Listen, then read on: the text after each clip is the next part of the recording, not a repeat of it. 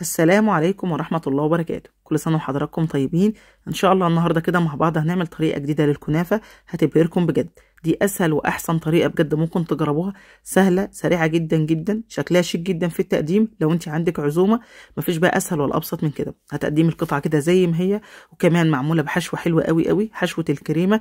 حشوة سهلة وبسيطة جدا جدا ومقاديرها متاحة في كل بيت، والشكل يعني بيتكلم عن نفسه، مش محتاجة ان انا اتكلم عنه كتير. شايفين جمالها؟ الله اكبر، حاجة كده تحفة، كأني عاملة لوحة فنية ما شاء الله. يعني ان شاء الله لما تجربوها متأكدة تعجبكم، كمان هتنبهروا بالطعم، لان بصراحة طعمها خرافي، احلى من المحلات مليون مرة. كفاية كده ان انت عاملة الحاجة بايديك.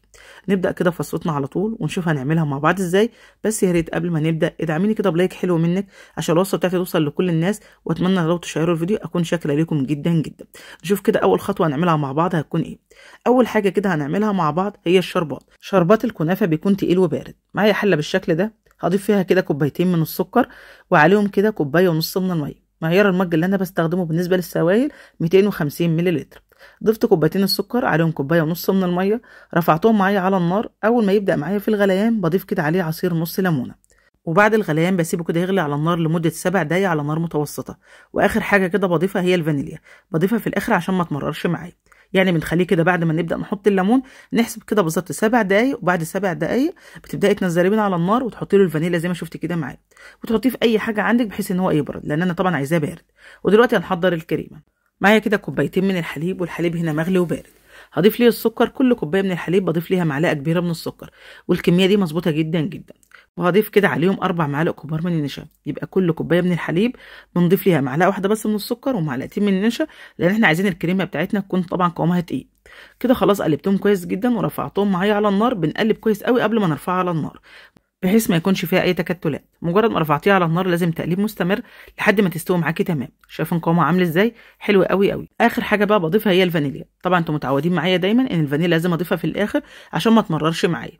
مجرد ما ضفت الفانيليا بقلب بالشكل ده، وبعد ما بقلبها خلاص كده بطفي النار وبحطها كده معايا في طبق. لازم تبرد معايا تماما، لازم الكريمه بتاعتنا تكون بارده معانا تمام. فهفضيها معايا في طبق بالشكل ده. شايفين قوام الكريمه عامل ازاي؟ هتلاحظوا كده ان هو لسه قوامه طري، لكن بعد ما تبرد هتلاقيها تماسكت معاك، وده المطلوب، ان هي تكون قوامها تقيل.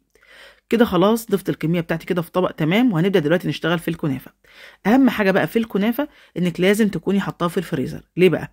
بتفرق جدا. يعني لما تكوني حطاها في الفريزر بتتفرق معاكي سهل قوي قوي، غير لما تجيبيها طازه. يعني لما تيجي تشتريها من عند الراجل اشتري البيته احسن. طيب جبتيها لسه معموله حالا، هتعملي ايه؟ هتاخديها على الفريزر على طول وتسيبيها لحد تاني يوم. انا عن نفسي بجيب كده كميه واحطها في الفريزر، وقت ما احتاجه بطلعها بالشكل ده وببدا افركها، بتتفرق معايا سهل جدا.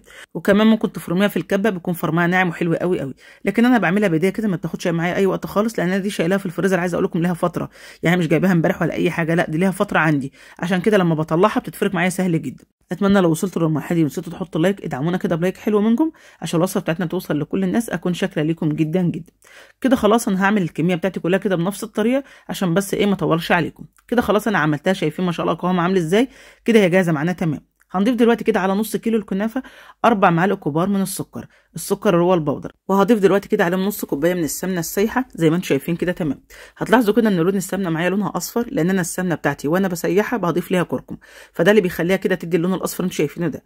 بصراحه بتفرق جدا في الحلويات. يعني في البسبوسه عملتها بصراحه رهيبه، كمان في الكنافه عطيها لون حلو قوي قوي. لو انت حابه اللون الاصفر ده هتسيحي السمنه وتحطي كده فيها رشه من الكركم، هتديكي نفس النتيجه اللي انا عاملاها دي. لكن انا وانا بسيحها من البدايه بحط لها كركم وبصفيها، بيكون لونها حلو قوي قوي زي ما انتم شايفين كده. كده خلاص انا غلفت الكنافه بتاعتي زي ما انتم شايفين كده معايا تمام. شايفين شكلها؟ ده كده القوام المطلوب. هنجيب بقى اي طبق او اي بوله متاحه عندنا، اي طبق يكون صغير قوي زي ما انتم شايفين كده. اي شكل عندك هتستخدميه على حسب بقى الشكل اللي بتحبيه. هتغلفيه اهم حاجه بستريتش بالشكل ده عشان تسهل علينا واحنا بنخرج الكنافه تطلع معانا سهله قوي قوي. عايزه تعملي الشكل المدور ماشي، المربع، المستطيل، على حسب المتوفر عندك استخدميه. ولو مش متوفر عندك الاطباق الصغيره دي ممكن تعمليها في الفنجان برضو، بتدي شكل حلو قوي قوي. اهم حاجه بقى ان انت تكبسيها كويس جدا زي ما انت شايفه كده معايا. وبعد ما تكبسيها وتغلفي الطبق كله بالكنافه بالشكل ده بتبداي تحطي القشطه، وكميه القشطه دي ترجع ليكي. وكمان ممكن بعد ما تحطي القشطه بالشكل ده تحطي معاه مكسرات، تعملي بقى ميكس كده من الكسرات، زبيب، جوز هند، المتاح عندك حطيه لو انت بتحبي المكسرات. وممكن تستبدلي الكريمه بمكسرات بس، يعني الحشوه دي بتاعتك خالص، او تعمليها ساده زي ما تحبوا طبعا. واهم حاجه نغلفها زي ما انتم شايفين كده، ونخلي بالنا الكريمه ما تطلعش بره، لانها لو طلعت بره طبعا هتتحرق معاك. فتخلي بالك قوي من النقطه دي، تحطيها بس في النص. ولما تحطي كده الكنافه فوق اقفلي على الكريمه كويس قوي بالشكل ده. شايفين في حته طلعت كده معايا، فبدات احط عليها كنافه واتاكدت ان هي كده ايه مكبوسه معايا تمام. هبدا دلوقتي اعمل ايه بقى؟ لازم نكون مجهزين معانا صينيه، والصينيه نكون دهنينها ايه بالسمنه. فانا دلوقتي جهزت الصينيه بتاعتي ودهنتها كده معايا بالسمنه. واحسن صواني تسوي فيها هي الصواني الالومنيوم، بصراحه حلوه جدا جدا، بتوزع الحراره كويس قوي قوي، وبتطلع لك التسويه كلها كده ايه مظبوطه. كده خلاص انا كبستها كده معايا كويس جدا، واحطها كده معايا في الصينيه. نشوف بقى نحطها كده معانا في الصينيه ازاي. اهم حاجه وانت بتحطيها ترفعي الطبق وتشدي الكيس كده لتحت، الكيس هو اللي بيخليها لك تطلع معاكي مظبوطه وتمام قوي قوي. لاحظوا كده انا بعمل ايه بالظبط. احط الطبق على الصينيه بالشكل ده، وببدا اشد كده الكيس، بتطلع معانا مظبوطه زي ما انتم شايفين كده. شايفين جمال الله اكبر، مظبوطه كده معانا، عمرها ما تتفرول منك ولا هيجرى لها اي حاجه. كده تمام قوي. هعمل برده كده واحده تانية وهنزلها كده ايه قدامكم كده برده في الكيس، ونشوف هنعملها ازاي. عايزه اقول لكم ان انا ما غيرتش الاسترتش ده خالص.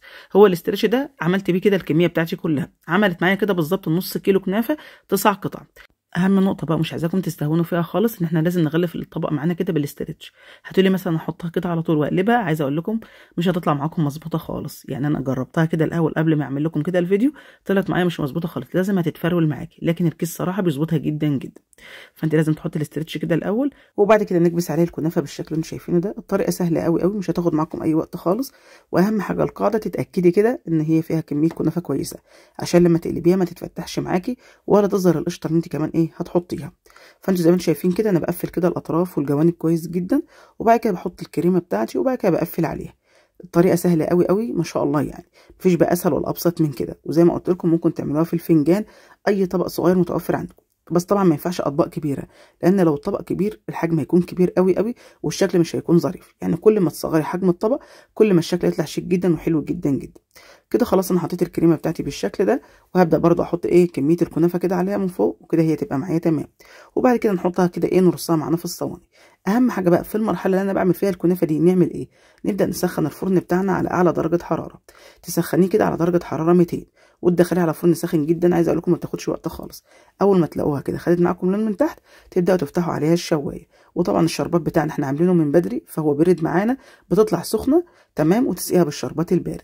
وعايزه اقول لك هتاكلي احلى كنافه بجد. خلاص كده انا هخلص الكميه بتاعتي كلها زي ما قلت لكم، عملت معايا كده بالظبط ايه 9 قطع. طبعا هي دلوقتي كده خلاص خرجتها من الفرن وهي سخنه على طول. بدات اسقيها بالشربات زي ما انتم شايفين كده، ما شاء الله لونها حلو قوي قوي ما شاء الله، ما فيش احلى ولا اجمل من كده. عايزه تغمقي اللون عن كده براحتك خالص، لكن انا بالنسبه لي ده اللون ده كده مظبوط جدا جدا. والطعم عايزه اقول لكم خرافي. وهفتح لكم برده واحده كده من جوه واوريكم شكلها عامل ازاي. وبكده نكون حضرنا النهارده احلى كنافه بجد، حلوه جدا جدا، في العزومات هتشرفك. اتمنى فعلا تجربوها وتقولوا رايكم في الكومنتات، يهمني جدا جدا. ده كده شكلها من جوه بجد تحفه. بكده فيديو النهارده يكون خلص. اتمنى فعلا يكون عجبكم وتكونوا استفدتوا منه ولو بمعلومه واحده. يا ريت طبعا لو عجبكم تدعموه باللايك والشير، واشوفكم على خير ان شاء الله.